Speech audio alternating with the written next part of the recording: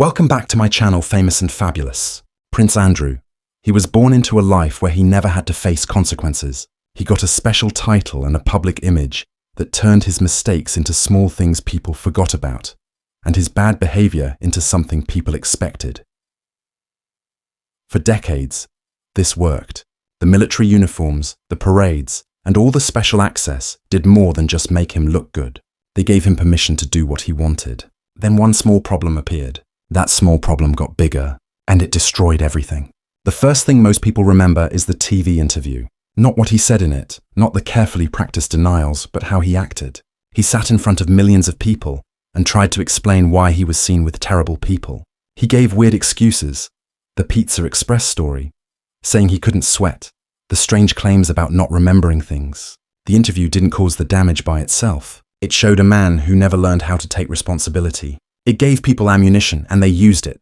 The reaction was fast and brutal. Overnight, his carefully built image as a war hero and beloved son turned into jokes and disbelief. That moment made the scandal real in a way the accusations never had. What happened next wasn't a slow fall. It was quick separation by the royal family. Titles were taken away. His connections to charities were cut, and his right to represent the crown disappeared. The monarchy didn't hold a public trial. It just acted.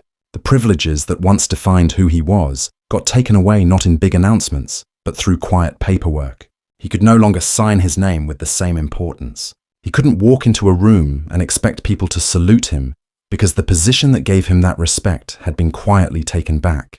The palace's decision was like a court verdict, but without the courtroom drama. What makes it worse for him is that new evidence kept showing up after he said it couldn't be true. An email from 2011 was found, where after a photograph connected to the scandal was published, he supposedly wrote to Jeffrey Epstein that they were in this together. It was a sentence that didn't just show loyalty. It showed he was involved and they were protecting each other. That supposed private message looks really bad next to his public statements where he claimed he'd cut ties. The private message destroys the apology he never really made. It shows a man who was comfortable with liars and terrible people and refused to accept consequences when the truth came out. The public that once cheered for him turned against him.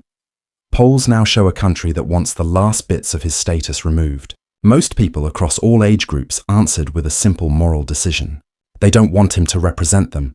They don't want him anywhere near the institution that once lifted him up. That's not just a detail. It's what society has decided as a whole that won't accept seeing royalty connected to these accusations and all the secrecy.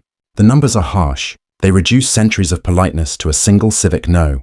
Behind closed doors, the stories pile up in ways that don't help him. Former staff describe a man who expects the world to bend to what he wants. The story that has stuck in people's minds is about teddy bears, 72 of them lined up in a specific order. A maid was taught exactly how to arrange them. If they weren't placed perfectly, he could get extremely angry. Small cruelties like this do more than just make good gossip. They show what someone is really like. They show a refusal to be responsible for the small acts of meanness he carried into being an adult. They show what power looks like when nobody is watching. Vanity Fair and others who talked to palace staff found the story not silly but revealing. It fit a bigger pattern. That pattern is what turns a scandal into a story of moral failure. It's easy to point to one email, one interview, one settlement, and one claim. But patterns don't just appear randomly. Patterns live in build-up, the way small bad things stack up until they become a structure of behavior. He went from having privileges to using them badly.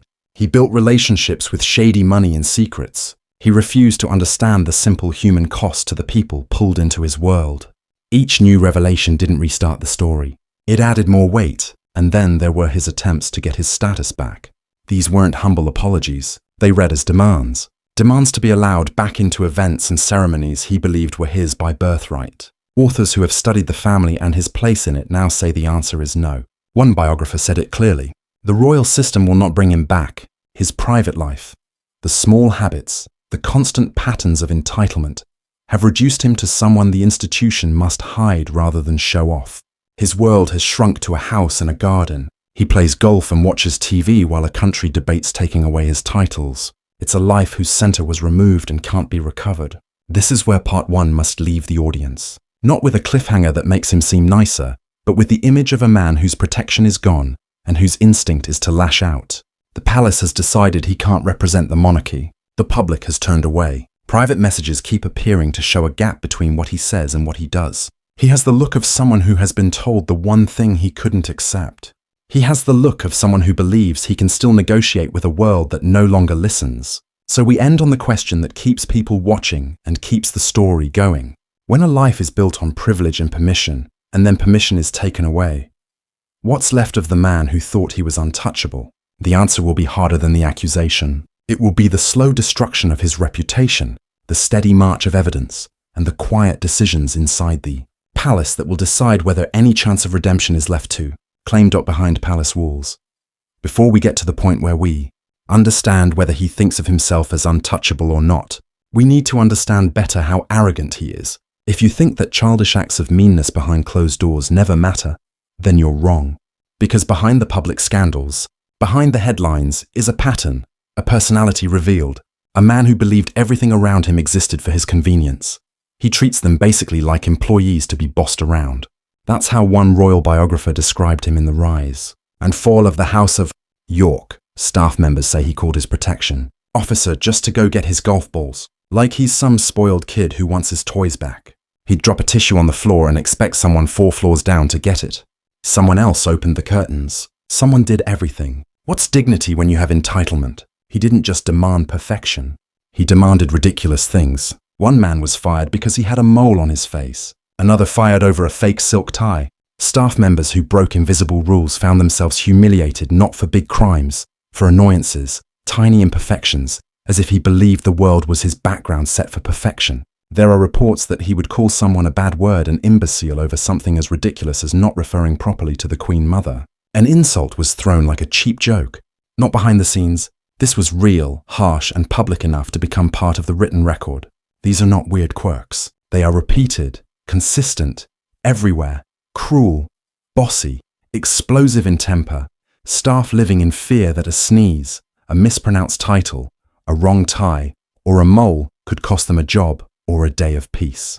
These stories weigh like stones. They show that when nobody's watching, he's petty and vengeful. And then there's the public, the regular people, who once saw him as royal, as the Queen's son.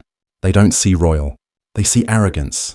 They see a grown man supported by golden privilege still throwing fits over stuffed animals. The teddy bear collection went viral not because it's cute, but because it's weird and excessive. Dozens of bears arranged, photographed, and laminated cards to show their arrangement. People on social media mock him, a man with 50 or 60 teddy bears and no self-awareness. Here's what people are saying online. Andrew is an absolute jerk, mean to staff, nothing more than an entitled brat, man-child, pompous jerk, helpless without his titles, and worst or best, depending on how you see it. The laughs, the mockery. Teddy bears lined up with a photo to show how they should look like holy objects. He'd rather point out your mole than his own guilt. This isn't just gossip. These are real stories. Staff members who left crying. Protection officers forced to do trivial tasks. People who served royal blood and got nothing but disrespect in return.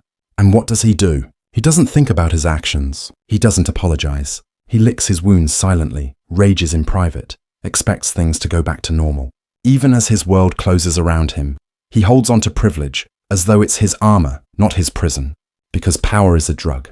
And for some, it never stops working even when the world rewrites the rules. He holds on to a lease, rooms formerly in Buckingham Palace, expectations, privileges. He refuses to be small. He refuses to step back.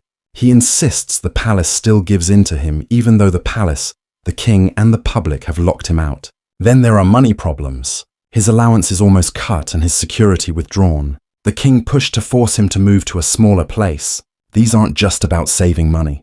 They're symbolic. They are saying, you are not who you thought you were. One detail shows the same thing. He kept the royal lodge. He still fights for space, both actual and symbolic, wanting his address, wanting his presence, wanting the past to hold him close, though he's lost it. Because what's worse than losing power is thinking it's temporary, that you can get it back. Pride demands that fantasy, but reality is stitches that won't hold. When he thought the scandal was the end, this part shows it was only the beginning of revealing his character, of cruelty, of childish tantrums dressed up as royal expectations. And each petty fury, each humiliating demand, each firing over a mole is not small. It's brick by brick building a wall between him and any possibility of redemption. So the question we leave this act with is this. When kindness, decency, and humility are what matter, what kind of man still chooses cruelty and vanity instead? And when you've built your identity on privilege, what happens when everyone around you starts seeing it as entitlement, public collapse, and royal abandonment? After the public found out that he was nothing more than a joke, the entitlement fell off and then started the fallout from that interview. It erupted like a volcano that had been building beneath the surface of the monarchy, finally exploding. And when it exploded, the heat was unbearable. Almost immediately, legal warnings went off. A lawyer who handles defamation cases, Paul Tweed, begged Andrew's then chief of staff in the days before the Newsnight interview. He warned that the interview was a disaster waiting to happen. He was ignored. The phone was hung up. Andrew still went forward thinking he could control the damage. He couldn't. The media verdict came quickly. Car crash. Nuclear explosion level bad. Worst PR moment the monarchy has seen since Diana. That's not exaggeration in the papers. It's what was written. The world pulled back in shock. Andrew looked unbelievable, disconnected from pain, shameless. As the weeks passed, institutions, charities, military groups, and public organizations that once welcomed his presence now quietly removed it. His honorary military roles were stripped one by one. His connections to charities ended. The title His Royal Highness, once an unquestioned birthright, was then reduced, quieted, and removed from official use. It was no longer Prince Andrew, the Duke of York, His Royal Highness. He was being taken apart, and the public turned. Poll after poll showed a clear, angry shift. One survey found 67% of British people believe Andrew should lose all remaining titles. Only 5% still had a positive view of him. The pollsters didn't see confusion. They saw a verdict. Then came local backlash. In York, the city whose name he carries as Duke, residents demanded he be stripped of his title. 70+% said yes. Public honours like freedom of the city were taken away. Schools thought about changing names. Events dropped his name. Places once proud to mention him now saw his title as poison. Meanwhile, in the semi-private hallways of royalty, the tension was obvious. The biography, The Rise and Fall of the House of York, painted him not just as flawed, but as cruel, self-centered, and petty. Stories piled up, demanding maids from 4 floors down to open curtains, being furious over a staff member's mole, firing someone for wearing a fake silk tie, calling protection officers to get his golf balls. These stories drilled into his character. They did more damage than a courtroom ever could. It wasn't only about losing power, it was about losing face. The monarchy, always careful with how things look, found Andrew's behavior no longer defendable. King Charles and senior advisors began treating Andrew less as a son or brother and more as damage they needed to control. The palace pulled back. His presence at official family events became rare or just symbolic. Even simple things like being invited to Easter or funerals were weighed against the risk of his name or presence becoming a headline. Money was cut too. The allowances, the security, the public funding that supported him quietly and privately began to shrink. The royal lodge that he lived in stayed under his lease, but keeping it up became a problem without the privileges and prestige that once came with it. King Charles reportedly cut off Andrew's financial support in several ways. The message from the top was clear. You can stay, but everything that once made you royal in the eyes of the world is being removed inside the royal family. Not everyone is quiet anymore. Sources say Andrew is deeply hurt by the loss of status, the uniforms, the titles, and the ability to be someone. Biographer Looney claims that what bothers Andrew most is not the interview, but that the symbols of his identity have been taken. He can't parade in uniform. He can't wear what he was born to wear. That hunger for what was taken shows someone more trapped by entitlement than ever, unable to see that what's gone can't be gotten back.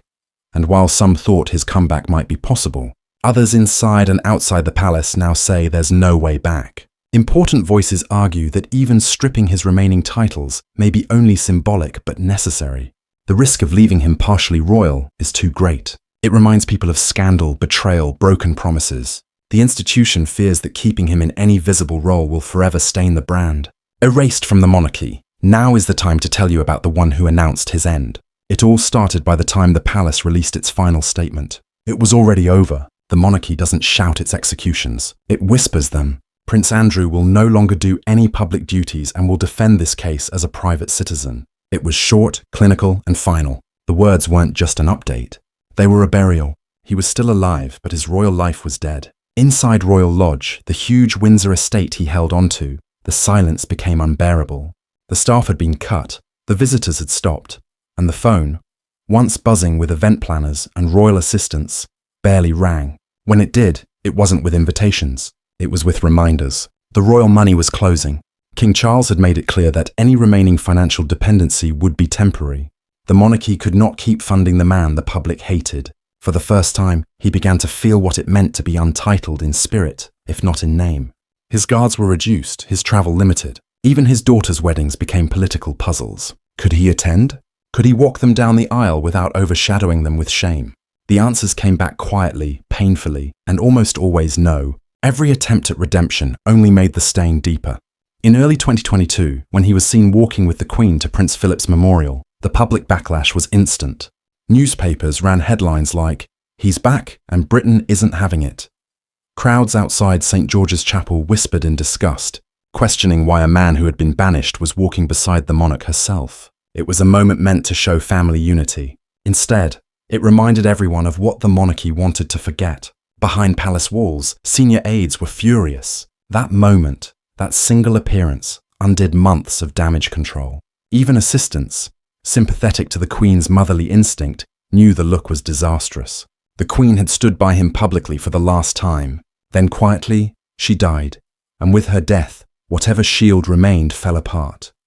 King Charles had waited decades to modernize the monarchy, to protect its image from internal rot. His first move was decisive. Andrew would never return to public life. He could attend family events but not stand on the balcony.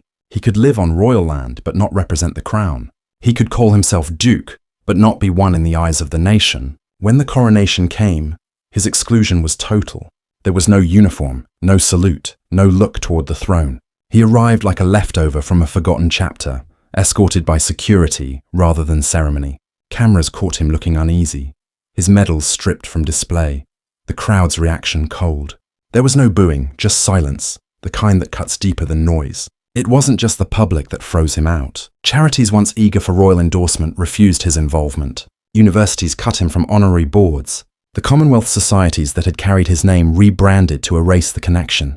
The Duke of York's award, once a youth leadership institution tied to his patronage, restructured itself to remove his visible trace. He became a footnote, a cautionary tale inside his own legacy. In York itself, petitions grew louder. Citizens pushed Parliament to formally strip him of the title Duke of York.